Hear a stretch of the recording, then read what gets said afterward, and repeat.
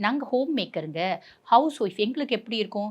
Already எங்களுக்கு ஏகப்பட்ட பிரச்சனைங்க அப்படின்னா கரெக்ட் தான். இந்த காலகட்டம் அந்த பிரச்சனைகள் ஒரு கல்லு தூக்கலா இருக்கும். ஆல்ரெடி எங்க மாமியார் நான் என்ன செஞ்சாலும் உங்களுக்கு பிடிக்காதுங்க. அவங்க பேசிட்டே இருப்பாங்க. இப்ப இன்னும் கொஞ்சம் எக்ஸ்ட்ராவா பேசுவாங்க. ரொம்ப சிம்பிள். இவ்வளவு நாள் நீங்க ரியாக்ட் பண்ணீங்க. இப்ப ரியாக்ட் பண்ணாதீங்க.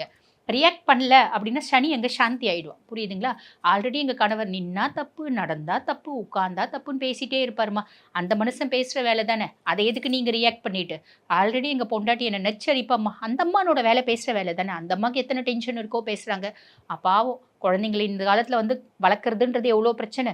ஆக அந்த அம்மா பேசுறாங்க. அப்படின்ற மாரி புரிஞ்சுட்டு விட்டு குடுக்குறீங்க அப்படின்னா, உங்களுக்கு ரொம்ப நல்லது. நீங்க வந்து ஜென்னா இருந்தாலும் சரி, ஹவுஸ் ஒய்ஃபா இருந்தாலும் சரி, ஃபேமிலில விட்டு குடுக்குறீங்க. அப்படின்போது ஃபேமிலில எந்த விதமான பிரச்சனையும் வராது. அதே மாரி எதிர் வீட்டுக்காரி, பக்கத்து வீட்டுக்காரி, "அக்கா எனக்கு அந்த பிரச்சனைக்கா, அக்கா எனக்கு இந்த பிரச்சனைக்கா" அப்படின்னு உங்ககிட்ட வந்தா, நீங்க எதுவுமே சொல்லாதீங்க. "அம்மா என் பிரச்சனையே எனக்கு ஏகப்பட்டது இருக்கும்மா. என் பிரச்சனையே எனக்கு டிப்பர் லாரி வச்சு அள்ளுற மாரி இருக்கு. தயவு செஞ்சு நீ பிரச்சனைய பத்தி பேசாதம்மா. சந்தோஷமா ஏதாவது பேசுமா" அப்படின்னு அப்படியே கட் பண்ணுங்க. அதான் மிஸ்டர் கோல்டு. தரத்திலையும் அளவுலையும் நோ காம்ப்ரமைஸ். மிஸ்டர் கோல்ட் 100% கடலெண்ணெய்.